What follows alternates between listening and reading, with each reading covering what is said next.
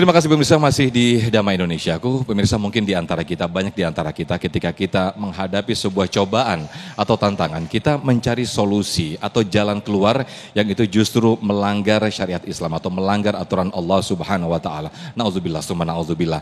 Lantas bagaimanakah kita sebagai umat muslim ketika kita menghadapi sebuah tantangan atau sebuah cobaan?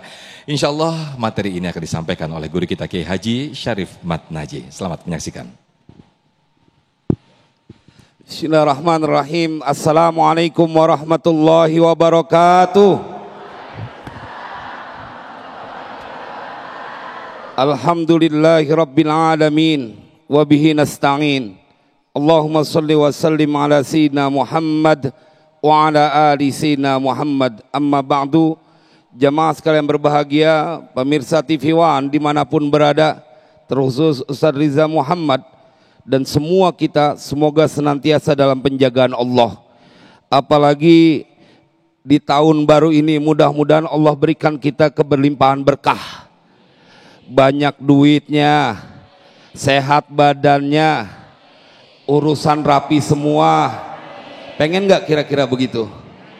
Jadi kalau udah duitnya banyak, mau pajak naik berapa persen juga gak takut, betul apa kagak? Kan yang bikin takut naik pajak itu gara-gara duitnya sedikit. Dia yang ampe 300 triliun ngambil duit rakyat aja cuma 6 tahun setengah aman-aman aja. Betul ya? Iya. Apalagi kita di jalan yang benar. Mudah-mudahan Republik ini senantiasa diberikan keberkahan. Tapi ini menjadi sesuatu yang buat banyak orang yang gak demen ngaji, biasanya sesuatu yang terjadi pada diri dia, kalau udah urusan dunia kekurangan maka jadi panik, betul apa kagak? Apalagi mau sekolah anak bayaran belum ketemu duitnya, puyeng apa kagak kira-kira? Lah jawabnya ikhlas banget romannya. Tapi emang yang paling tahu ibu-ibu. Kalau buat bapak mah bodoh aja, apalagi yang hobinya mancing. Emang kagak pernah mikirin ibunya lagi istrinya puyeng aja di rumah, dia mah lagi depan empang aja. Makanya kalau orang yang demen mancing gak bakal bisa maju. Kalau maju kecebur dia. Jemaah, tapi kita diberikan solusi konkret. Al-Quran bercerita tentang seorang yang begitu tangguh. Kita akan temukan ini dalam surat Al-Anbiya. Jadi bukanlah tanpa potret contoh orang yang telah Allah abadikan namanya di dalam Al-Quran. Biar kita tahu, bagi mereka yang sedang kepuyengan urusan finansial, begitu ngaji Damai Indonesiaku, kau tidak pantas meneteskan air mata. Bagi engkau yang sedang dirundung dengan penyakit yang rasanya lama betul sembuhnya, kau tidak pantas berkeluh kesah. Setelah ngaji Damai Indonesiaku, kau akan menjadi orang yang sangat optimis. Mengapa? Karena itulah fungsinya ilmu. Itulah fungsinya iman yang akan menjadi solusi konkret. Orang kalau punya ilmu, punya iman, maka dia akan smile forever. Tapi jangan kebanyakan senyumnya. Nah itu dia. Kalau senyumnya kebanyakan, orang jadi pada bingung, nih orang cengar-cengir aja. Kita lihat di dalam Al-Quran, ada seorang yang kalau kata orang Betawi, kolokan banget sama Allah. Tahu ya kolokan? Dikit-dikit ngadu kepada Allah, dikit-dikit ngadu kepada Allah. Tapi ini diceritakan dalam Al-Quran. Wa ayyubu idnada rabbahu anni massaniyad durru wa anta arhamur rahimin. Wah, ini Allah yang bercerita, ente kudu kenal seorang lelaki yang bernama Ayyub. Ketika dia menyeru Tuhannya, berdoa, ngadu sama Tuhannya. Idnada rabbah, ketika dia tahu jalan keluarnya, kesulitan apapun yang kau punya, mau perubahan harga naik berapa ratus persen pun, mau naik pajak naik apapun, kau tidak akan pernah menjadi orang yang ketakutan karena diajarkan. Ada seorang lelaki yang bernama Ayyub. Sampai ditanya, kenapa dia dinamain Ayyub? Summiya Ayyub li'annahu aba ilallahi fi kulli halin. Lelaki ini bernama Ayyub karena ini orang kerjaannya setiap saat dalam keadaan apapun aba ilallah, dia kembali kepada Allah fi kulli hal, pada setiap keadaan. Cuman kan kebanyakan kita udah ngaji karena itu perlu diimbangi ilmu dengan iman. Karena ada orang punya ilmu, tahu Allah yang maha kaya, tahu Allah yang ngatur segala, tahu Allah yang maha kuasa. Tapi kalau dia dalam urusan nggak buru-buru datang kepada Allah, apalagi dia kemudian ditawarin sama manusia memberikan pertolongan, itu lagi susah kebayang langsung yang menjanjikan pertolongan. Betul apa kagak? Bu, saya kasih contoh. Nih ibu punya abang kaya betul, duitnya banyak, kontrakannya banyak, rumahnya banyak. Kemudian ngomong abangnya, Neng, kalau lu lagi susah, lagi kagak ada duit, lu jangan pakai berantem ya sama laki lu. Laki lu boleh jadi nggak punya duit, kan ada gua abang lu. Lu tinggal ngomong. Kira-kira Gira nggak punya abang kayak begitu? Ada nggak abang kayak begitu? Kagak ada. Ini abangnya emang nggak punya perasaan, nggak punya kepedulian. Pada saat kita lagi susah, kebayang nggak sama omongan abang kita? Kebayang, abangnya ada di Depok misalnya, dia lagi susah, dia datang ke tempat abangnya. Bang, kita datang, iya Neng, ini lagi mau bayaran sekolah, anak kagak punya duit ini buat bayarannya. Kata abangnya, iya terus, ya tolongin bang, kan abang pernah ngomong. Kan gue cuma nyuruh lu datang ke rumah gue kagak bilang pengen nolongin lu. Betul apa kagak? Tapi dia begitu berbaik sangka. Saat bersamaan Allah undang umat Nabi Muhammad, kau tidak boleh menjadi orang yang ketakutan. Kau punya ilmu dan melihat bagaimana Allah telah menata semesta raya ini. Kau punya iman, kau melaksanakan sholat, kau melaksanakan puasa, bayar zakat, percaya dengan apa yang ada dalam Al-Quran. Dan ini ada dalam surat Al-Anbiya. Seorang hambaku yang bernama Ayyub.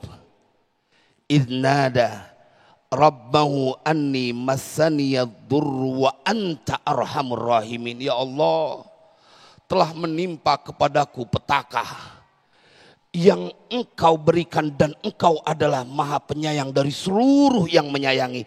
Wa anta arhamur rahimin. Ente punya suami katanya sayang, nggak seujung kuku dengan sayangnya Allah kepada hambanya. Ente punya pimpinan di kantor yang katanya suka membantu, nggak seujung kuku dengan kasih sayang Allah kepada hambanya. Dan perlu waktu untuk bertemu dengan mereka. Tetapi Allah menantikan. Ini fungsinya ilmu dan iman. Setelah engkau tahu tayakon, ini yang dilakukan oleh Nabi Ayyub alaihissalam. Jemaah, apa yang terjadi? Fastajabna lahu fakashafna ma bihi wa atainahu ahlahu wa mithlahum ma'hum rahmatan min indina wa dzikra lil abidin. Begitu ayat lanjutannya. Maka kemudian kami kabulkan doa permintaan daripada Ayyub alaihissalam. Jemaah, kalau kita lihat dalam tafsirnya, kenapa kemudian dia datang kepada Allah? Karena memang bukan cuma kesusahan dalam urusan finansial, tapi berbagai lini terjadi pada Nabi Ayyub. Tapi dia tetap berdiri di atas kakinya dan tidak sekalipun tergoyahkan. Karena beliau dalam tafsir ini disampaikan, Ya Rabb, nalani fil badani ad-durru wa fi ahli wa fi mali.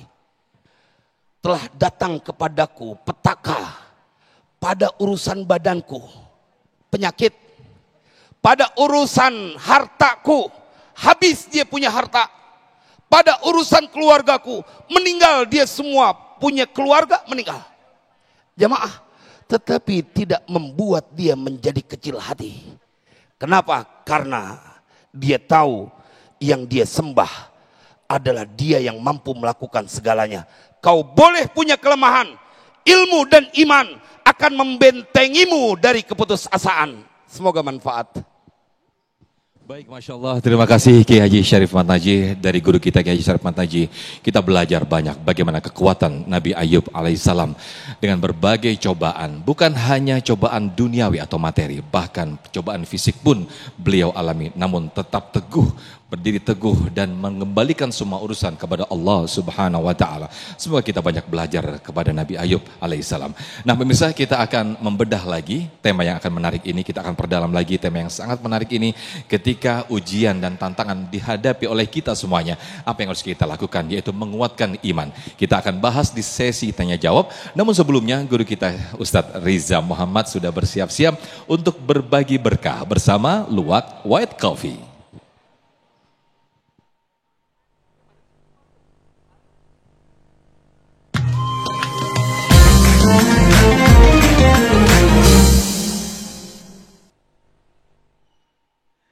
Pemirsa Damai Indonesiaku, Masya Allah, setiap orang punya ujian, betul.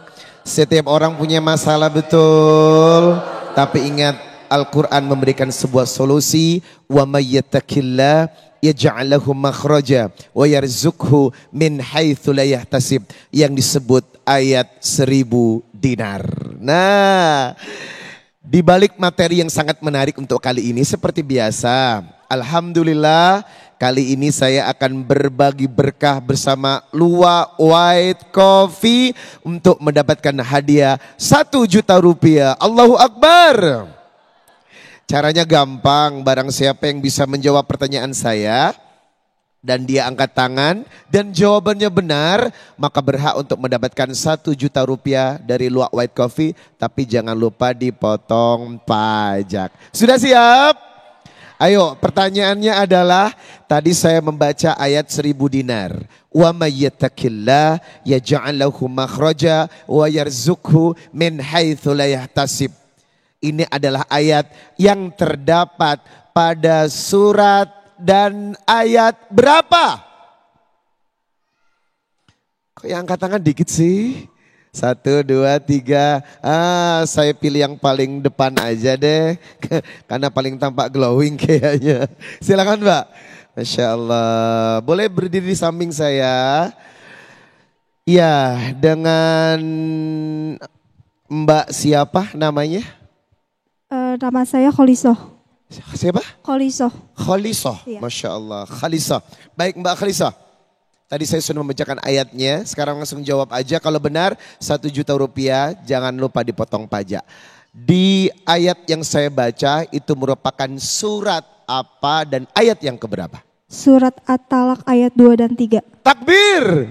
Masya Allah, benar sekali jawabannya. 1 juta rupiah dari Luwak White Coffee Mbak. Alhamdulillah, jangan lupa dipotong pajak ya. Pemirsa Damai Indonesiaku, jangan kemana-mana. Saya akan kembali setelah yang satu ini.